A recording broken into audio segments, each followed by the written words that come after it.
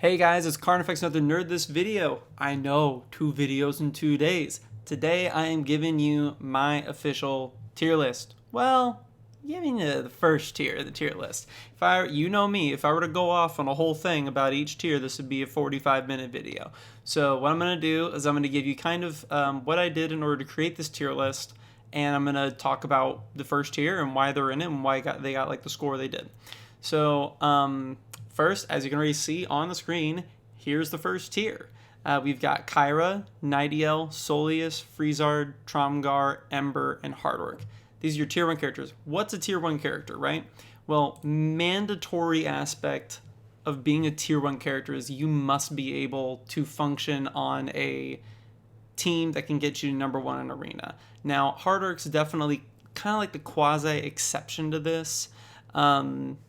But I just thought that overall his contribution to areas of the game just really did warrant that tier 1 status. And I'll go into more detail there, but basically you gotta be arena viable. You gotta see this character on, over half of the teams that you see in the top 10 in Arena. And if they're not tier 1, period. In addition to that, they gotta be useful in other areas of the game. What other areas of the game? Let's check it out.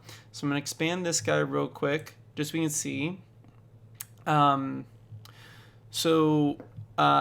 neglected to kind of give anything to the characters who aren't in, and there's a reason for this. These ratings, like some of the other ones I've done, are based on current needs. So some characters, right, they're going to be in events for character unlocks. So if you're elves, right, or if you're orcs, or if you are demons, you have a bonus right now to your event value because they're the only ones who are required for legendary characters. By the time these other guys come around, we'll know what they're required for. More characters will be required for more things, so those will kind of all balance out a little bit. So I thought it was best overall just to leave what's here alone for right now. But let's go over. So as you can see, there's an overall rating based on 6 1 to 5 scales. So we've got the arena viability, right? Tourney, your tournaments, right? Raid, campaign / tower. It's mostly a it's a decent hybrid between the two. I would say there's a slight priority on campaign, and then a little bit of, and then factoring in some tower too, but not as strong contributing to that category.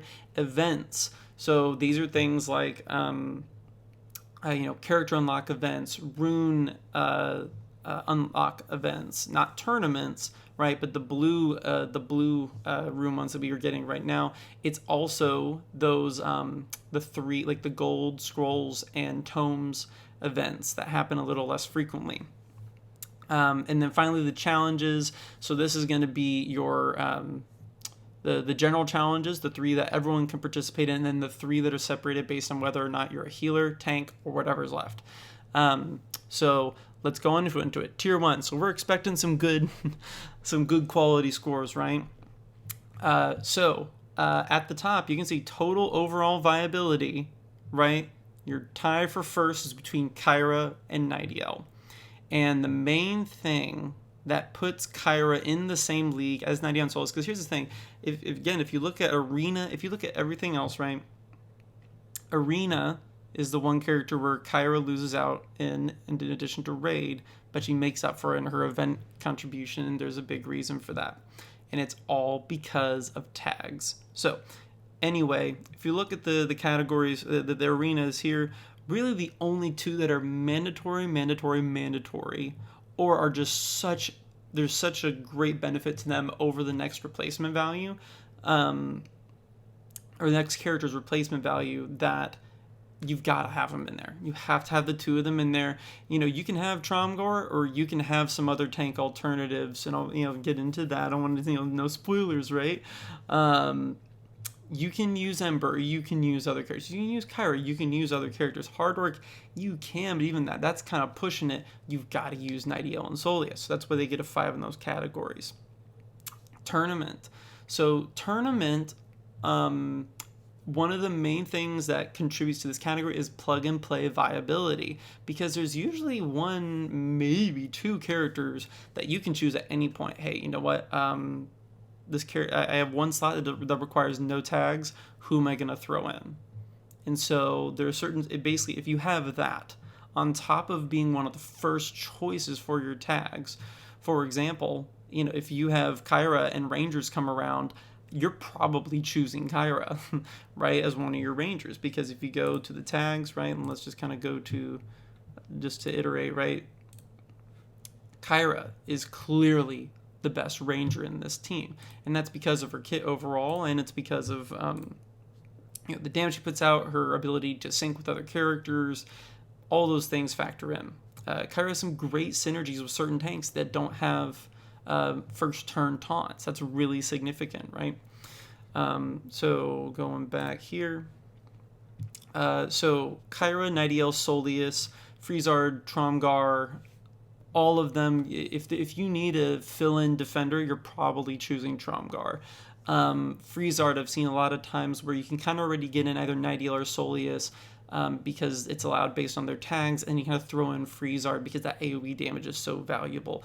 Kyra, if you don't have really any power hitters, there's going to be a lot of Tromgars out there in order to put the invisibility up so you don't take those shots and stuns from Tromgar. So many potential uses there. And Solius, he's the plug-and-play healer king, and Nightiel, especially if there's not many buffs flying around, she can always get rid of that taunt on tanks, or at least with relative consistency, and even then, she buffs everybody with attack, the ability block, it's all great.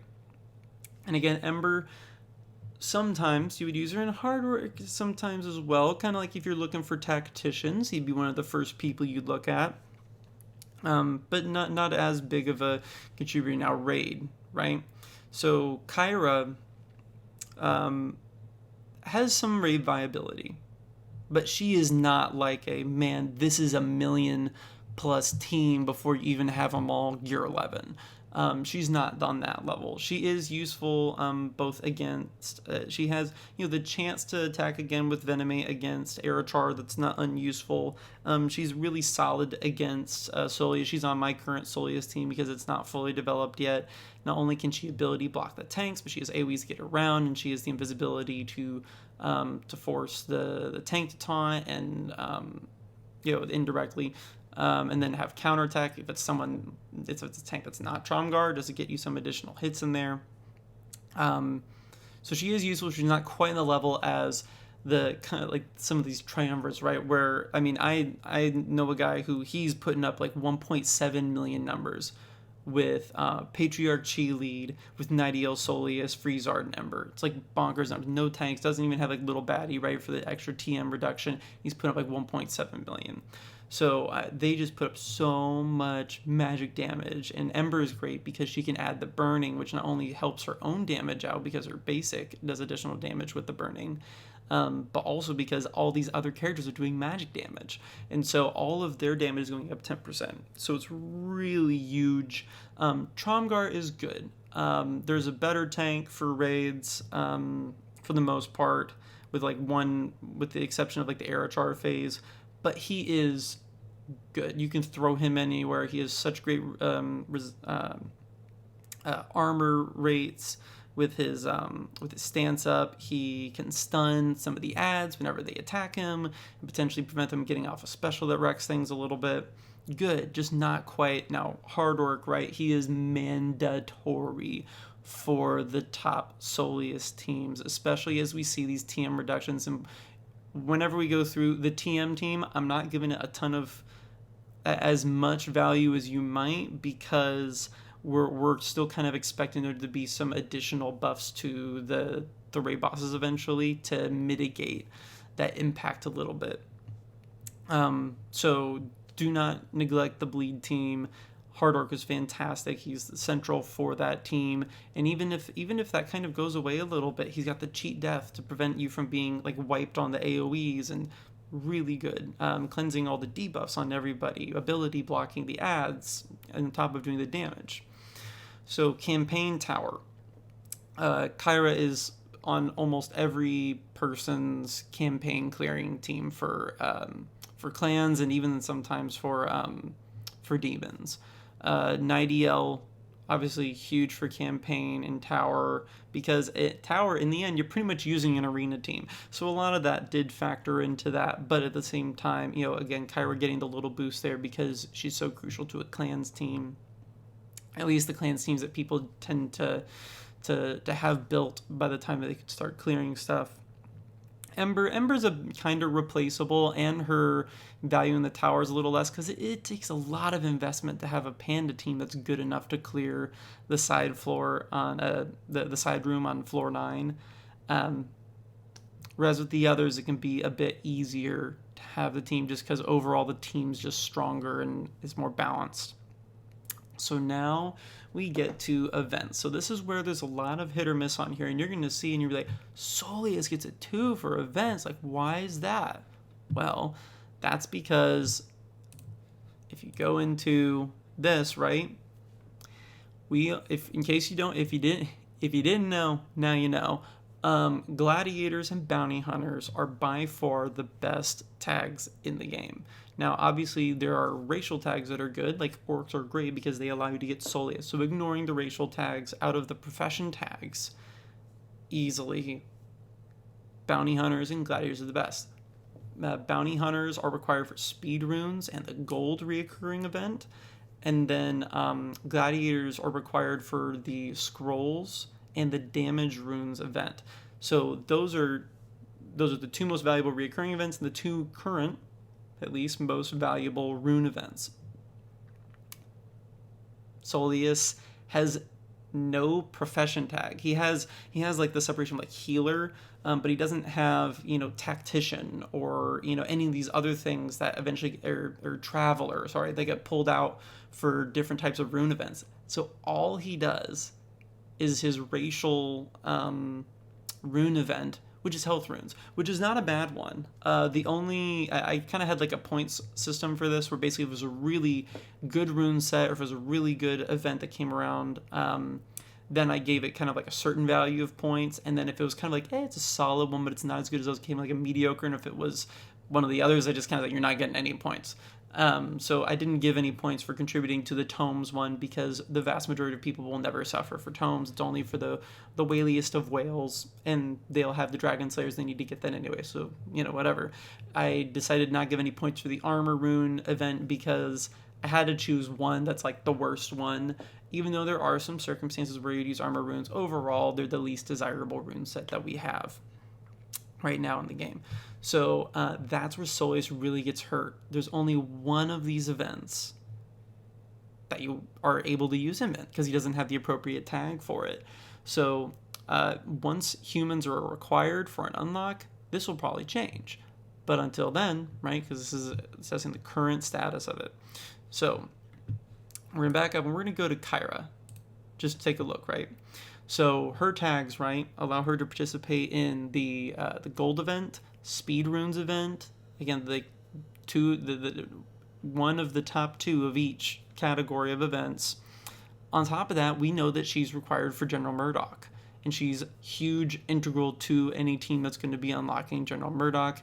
Even if you do have Shadar and you ran every other demon except Kyra, it just wouldn't make any sense. So for that, Kyra has the highest rating. There are a few other characters that have it, but there aren't a ton of 5s thrown out there. And both Kyra and Ember end up getting 5s. And why does Ember get it? Well, she's not a bounty hunter, but she's gladiator. I know my Ember's like, everyone's like, oh, like 18k plus, and then Ember's at 9k. So I need to drink a little bit of my own Kool-Aid there and boost up these characters. Or that I'm like, as I was going through, I'm like, I kind of neglected this one. I put them pretty high on my list. Probably should fix that. It's because right now I can get right up to the tier 7 of gladiators, and I know that even boosting up Ember all the way wouldn't be enough to put it all the way up. So I know that overall my gladiators need some work yet, and it wouldn't have put me over the top, so I haven't done it yet. But Ember is fantastic because of the gladiator tag. So, and again, she's not even required for any legendary character yet, and I gave her the same score because between Scrolls and Gold, the ability Scrolls event is more significant. given a little edge there. Between damage and speed, those are really equivalent. We do have a lot more characters that need damage runes, though. So simply based on demand, I give the slight edge to the damage rune event. And then she also does participate for her racial rune event, which is crit chance, which a lot of characters use. So some great events there for her. I'm going to go back in. And then again, like you go through, so Tromgar, right? Tromgar is going to be able to participate in a couple things.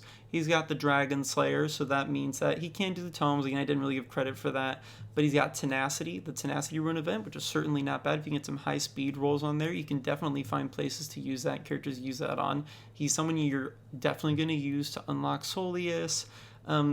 He's got some, a couple good tags there. Nightingale suffering a little bit here helps to unlock Ember, which pretty much without Ember you don't have damage on a Panda team. And the Traveler event as well allows her to participate in the Potency runes. Now you will see the lowest scores overall go to Goblins and Elves because they contribute to they're the participants for the Armor rune event. So you're going to see some point sufferings there. Freezard has a little one-up on Soleus because he's also used for, again, that Tenacity rune event. But still, not any of the stuff we're really caring about here. So that's a bit disappointing. Oh, I forgot, even Kyra, the demons also have the crit damage rune set, which right now is, trust me, I've been one of the people talking about it. Damage is better than crit damage, but at some point I feel like they gotta fix this. And everyone who has been slowly kind of farming, just like, hey, here and there, I'm still gonna try and collect these runes. Maybe they'll be good enough, and one day they'll fix the set percentages, so this is actually worth using. And at that point, if they boost the percentage a little bit on crit damage, all of a sudden now, once you get to higher quality runes, it's going to be better than damage.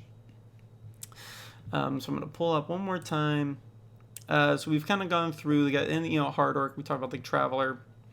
So challenges. So this is your, the 3 generic ones that everyone gets to participate in that aren't restricted in any way.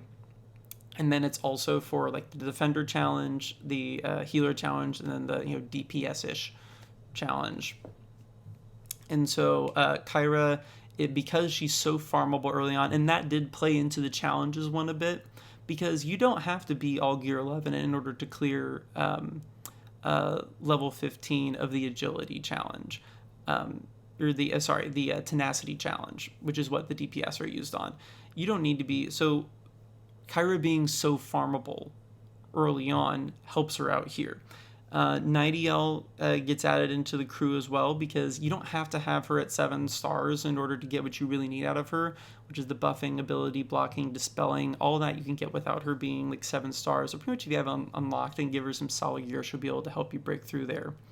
Soleus is integral. There you can't really ditch more than one healer for this event, but Soleus is definitely integral. His buffing can give people really powerful heals, solid damage, particularly compared to some of the healers out there. Freezard, again, a lot of people get him with that couple dollar pack in the beginning, and while the rest of his we're going to farm the rest of his shards are going to be a bit later on. He is just so useful to clearing it sooner rather than later. Tromgar, a little bit more accessible, and definitely one of the 2 top tanks for the mine challenge. And Ember, again, now we kind of get to a little bit of replacement value thing and just the availability. So you're only going to be able to get her once you already have like characters like Nightingale built up. So if you already have Nightingale built up enough to kind of carry your team through an Ember event, you there's a solid chance you already got it done. But if you don't have it already at 3 stars, then okay, fine. She's solid in getting you there. But I do feel like it's less likely that you're going to actually have her built in time to still need to 3-star that event. And same thing with Hard Orc. They both take a little notch there because they would be great for that event, but you probably already have a 3-star by the time that you get there. So anyway, these are the tier 1 characters. This is why I rated them the way I did, and I can't wait to reveal the rest of the tiers to you guys. Make sure to stay tuned. It's going to be coming out every day here for a little bit. I'm back. I'm firing. Okay. Hope to see you in the next video.